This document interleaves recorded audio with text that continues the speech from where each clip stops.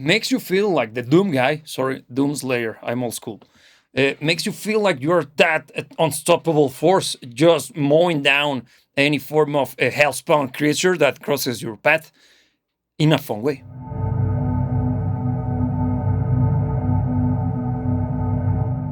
Hey, welcome back to the channel. Today we're gonna be hitting the soundtrack for Doom. So I hope you got your double shotgun ready, because we're gonna be analyzing the track Rip and Tear from the original soundtrack from the revamp Doom 2016. That happens to be a fantastic game, excellent in every regard, great sound design, great gameplay, fantastic art direction, and the music, it's, should I dare to use the word iconic? Maybe, because, well, there are several copycats that happen afterwards due to the particular sound that Mick Gordon, the composer and producer for the soundtrack, developed, and even to the point of several metal bands releasing records using this kind of blueprint. Interesting, right? How a video game could be that influential, even outside of the realm of video games. So, before we go, if this is your first time channel, I welcome, because in here we analyze the music that we love from the perspective of an active musician and professional music producer, using language that everybody can understand, in a way to expand our knowledge when it comes to music production, songwriting, and of course, music appreciation. So, if this is your jam, let's rock and roll. Here we go. So here we go, Rip and Tear by Mick Gordon.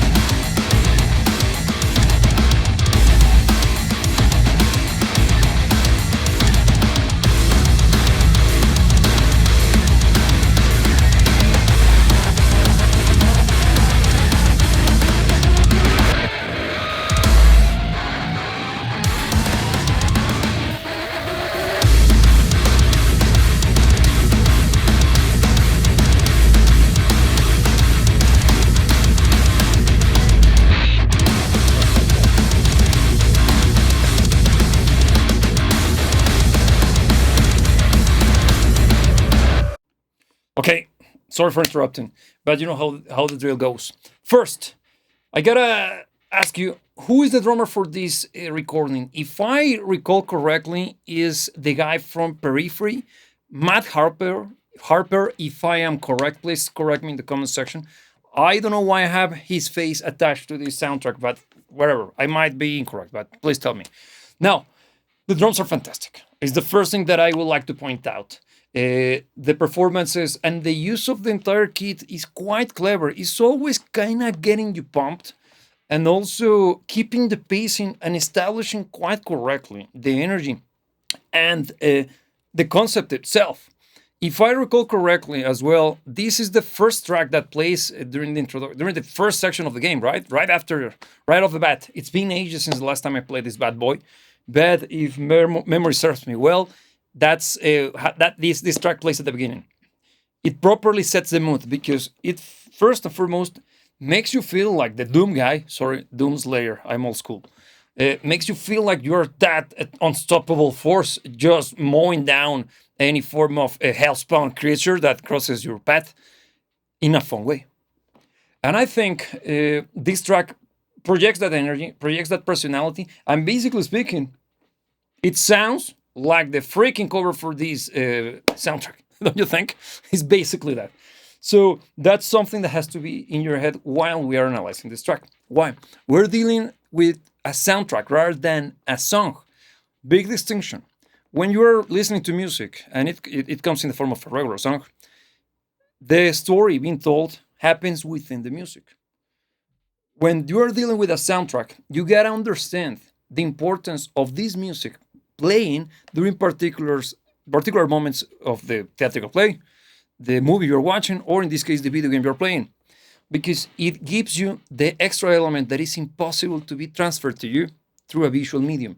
Music and sound has a different way to hit us in a much more profound way than visual mediums have. Sorry, movie makers, but that's real. Because if that wasn't the case, there wouldn't be a need for background music in movies and soundtracks for movies as well. Makes sense? Hopefully it does.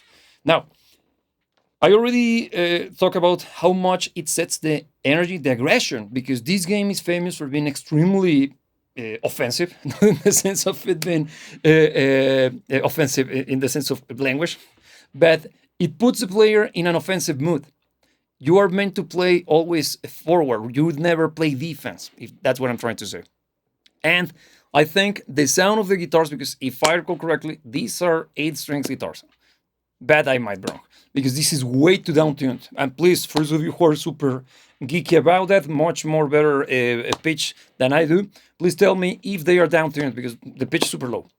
But that helps, and it creates a particular ambience and atmosphere and feel in general. Secondly, the drums are energetic, punchy, and as I said before, very creative. Giving and adding or imprinting into through the music the gameplay element that comes in the form of glory kills. Because if you have never played this game, please do it. It's fantastic. While you're mowing down these demons, one way to recover, if I recall correctly, armor, health, and ammunition is through the mechanic known as the glory kills, right? And it's basically speaking a very gloriously gory a way to finish them off through the use of different methods, and it's awesome. And kind of forces it kind of is being displayed, or at least in my opinion, is presented through the use of music with the creativity involved with the drums. Okay, another thing that I want you to pay attention to, because I'm about to press play again, you'll see that this track has plenty of sound elements that are not necessarily musical. They kind of have that mechanic, is almost like a sound design thing, which reminds you of this taking place in the future in Mars in a space colony. Okay, pay attention to that. Here we go. Let's continue.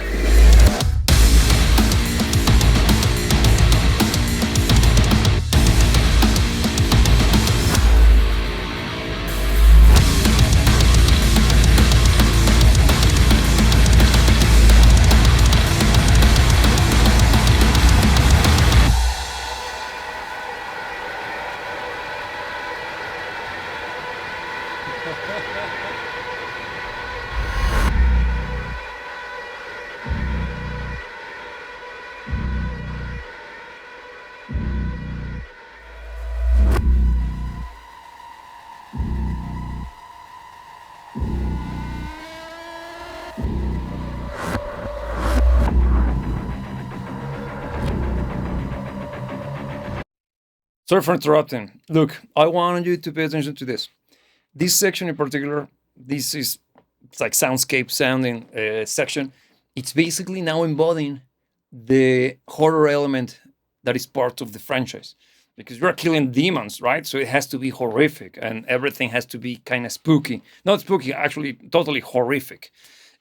So the sense of dread has to be present somehow, and that's a challenge, and that's something that I gotta give kudos to the composer for this track, because he managed to achieve at least conveying the emotion of the situation being awful for someone who is not the Doom guy. And in this case, you can see that even though you are basically an unstoppable force and you're capable of beating every freaking enemy that dares to cross their paths with you, this section, it's adding the tension, the crisis that is unfolding in front of you, and how you are being part of it. Because pay attention to this.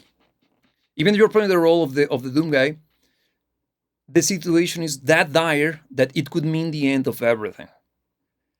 And not because you can survive the situation means that the rest and everything surrounding you will. And it's portrayed in this section fantastically well. Once again, no wonder why this soundtrack is so coveted. Another thing, if I recall correctly, not I do remember this. The music for the game adapts and morphs depending on the intensity of the gameplay, right? Because I remember this section playing during the calmer parts or the spaces in between the different combat sections during this particular level, and it helps to set the mood. See how much I put emphasis on the idea of ambience and how the importance of the story, without being shown to you, is already portrayed or presented to you by the use of other mediums such as the music, the soundtrack. So good. Now let me show you this. Let's take a look at the screen now. Over here, we got Decibel, which is the tool that we use to analyze music through the use of a visual medium. And in this case, we got our trusty frequency range analyzer, which is displaying or presenting to us the loudness of each of the frequencies that are part of the human hearing range, which stands for 20, the lowest, all the way down to 20,000, the highest. And this white line is showing us how each of the different frequencies, how loud they were at the highest point throughout the performance of the track. And you can see here that, yes, clearly plenty of low end, because we're dealing with very low tuned guitars, a chunky yet not as loud a bass as I remember it to be, and that's not a bad thing, more on that later, and also plenty of kick drum action. And speaking of which, let me show you this. This pick over here is clearly the attack of the kick. Why? When you're dealing with instruments, depending on which instrument you're mixing, you will have to understand that all of them share the same, they live in the same realm of frequencies, okay? And what you do with an equalizer, you are basically boosting or cutting the frequencies that are part of that sound, of said sound. You gotta be mindful of this. Kick drums tends to live in the lower register. Most of the energy that will be part of the sound of a kick drum will be on the lower end of the frequency range. But that doesn't mean that there is not some energy happening on the mid to even high, depending on what you're looking for. For example, the sound of this kick drum has plenty of low end, which can be seen here, but also has plenty of attack. Attack is the tok. And my guess is that it's gonna be somewhere here, 3,000 to 4,000 hertz. It's not as present. Why? Because the mix is not that bright. It's very modern sounding, and modern mixes tends to have plenty of low end. That's one of the reasons why you can tell if you're listening to Fleetwood Mac. I know the total opposite to this. You can that's how you can tell the difference between a record like that one, let's say Rumors, to this. The low end is completely different. The amount of projection, the loudness of the tracks tends to be different. But one thing, speaking of loudness, let me take you back to the screen again. Over here we got the second section of our analyzer, which is the frequency range. Sorry, the dynamic range analyzer. And in here, we are going to be able to see how loud the track has been throughout time.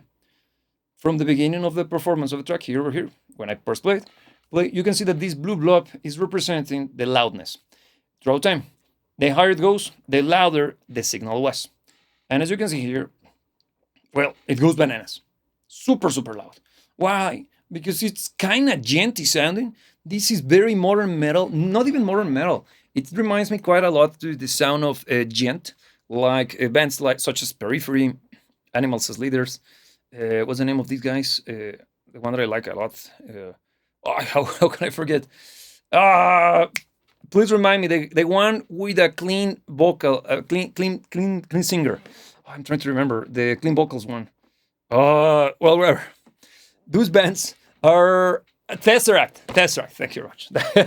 That Tesseract, that band. This kind of has plenty of similarities to those bands, don't you think, sound-wise? In the sense of the instrumentation, the complexity of the composition, because even though this is kind of based on a very simple riff, you got plenty of intricate drum work. I haven't praised it enough, as you can see. But also, you got plenty of ear candy in the form of soundscapes. So the mix is very dense, and since it has to be balls to the wall, energetically speaking, it has to be very loud. And here it shows. It's very loud, and there is very differences when it comes to sections. Because also another thing that I want to point out, and you saw me struggling with it while the track was playing, is the fantastic use of the stereo field. The use of elements coming from one side just for them to be reintegrated later on the other side of the speakers, giving momentum or adding momentum rather to the next section. Clever. Also keeping the action kind of intense, because as you're playing and you hear this kind of tricks played on you, it keeps you kind of at the edge of your seat, don't you think? It's kind of adding tension. Very well done. Now, let me take you to the second section of the track, and you can see here that the track remained as loud as that, but you can see here the moments of sound design. Super cool, very well done, and you can see that the drop in volume is insane, but you couldn't hear it. You couldn't hear it. Why? Because when we are playing with volume while mixing, one of the things you do is you can use volume to incentivize or kind of develop the illusion of a certain sentiment. Not the illusion, let me put it a different way. When you're listening to music, the louder signal is, the more exciting it is. And when it's quiet, the more personal, mysterious, and sexy it becomes. And with mixing, you can use the faders to change the volume depending on the section of the track. The interaction between the highest point with the lowest point in volume throughout time is known as dynamic range. And as you can see, depending on how you use it, you can convey certain emotions. Over here, the quiet sections are clearly the atmospheric sound design sections, while the loud parts are, bam, the action. S is hitting the fan, and you know what I mean. So, let's play the last section for the track and analyze it. Please pay attention to those details after this explanation. I hope I didn't bore you to that. But yeah, that's the kind of people I am. So, let's finish this bad boy off, and we can discuss later. Here we go.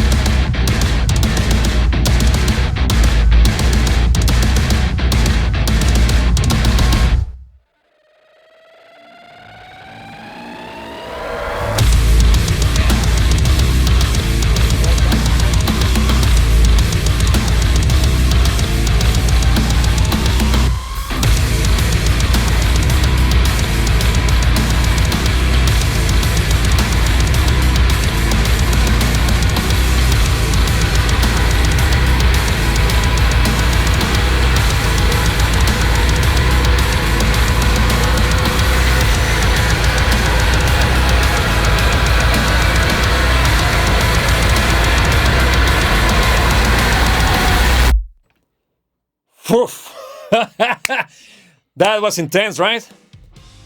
Look, that's the exact point of a soundtrack. That's what it should do. Because you could tell that if you go back in time, if you listen to the section, the build up to this insane cacophony of evil sound, there is a note that is being played since the beginning, but it's super quiet. You know which one I'm talking about. If you don't know exactly which one I'm talking about, go back in time. You'll see. Rewatch that section. That particular note is being pushed little by little, while the track is playing, adding this insane crescendo. in intensity and loudness. A crescendo is the musical term, classical musical term to refer to that increment. And it adds plenty of tension. The song doesn't resolve, harmonically speaking. It simply ends abruptly. Why? It gives you this, like this. It gets you simply pumped, excited, and since this is the beginning, you are simply waiting for the next one. So there you have it. What do you think? Such a great soundtrack. Such a great way to bring back one of the best and baddest games ever. I haven't played the latest iteration of the game, Doom Eternal. No, look, I haven't even played that one. The other one, Dark Ages, yet. And being frank, I don't know what to expect. Not necessarily from the musical front, because I know the whole controversy surrounding the company and this guy. But it looks fun. If you have played it, please give your opinion. Right now, I don't have a computer, a gaming computer capable of running that game, and I don't see myself investing in one soon. So probably as the old fart that I am, I would end up playing it probably 5 years into the future. But whatever. Please let me know what you think about the Doom games, particularly this one, because this one was, well, not necessarily speaking revolutionizing in the sense of gameplay. It did, of course. It added plenty of stuff, but because it wasn't new, it was refined. It was excellently done. The rhythm, the frantic pacing, but control that you have over your character, the insane revamp of the traditional guns, the fantastic soundtrack, and how cleverly it is, and how cleverly used is during the gameplay is excellent. The great direction for the art design. No, man. There is a reason why this game is what it is, and I see why people love it so much. So please give me your opinions. Please tell me which other track from this soundtrack you happen to be a fan of. There are plenty. And one thing, I'm not necessarily speaking that much of a big fan of this kind of approach to sound design when it comes to mixing music, because it feels a bit too polished. That's not a bad thing. It's simply my personal opinion, because I prefer music that have a little bit more of a rough edge. This is excellently executed, properly mixed, extremely well crafted. The production shows that they put the effort. So it's simply a personal thing. So again, it would be nice to see what do you think about that. But now, if you'd like to support this kind of content and you want to support this channel further, of course, the best way to do it is by listening, subscribing, being part of the channel, ring the notification bell, and also by listening to our music on Apple Music or Spotify, which happens to be prog rock, but it's not in the same vein of this bad boy. It's different. It's a little bit more in the Pink Floyd meets Iron Maiden kind of style. You might like it if you like this guy. So please give it a try if you wish. And of course, also you can subscribe to this channel to get more videos coming down your way like this. And well, for subscribing and following us on Instagram and X, because that's the best way for you to get in touch with us in a much more personal basis. Now, as every single time that I meet you, I can remind you that you should never let anybody tell you what to dream about. And remember that I will see you when I see you.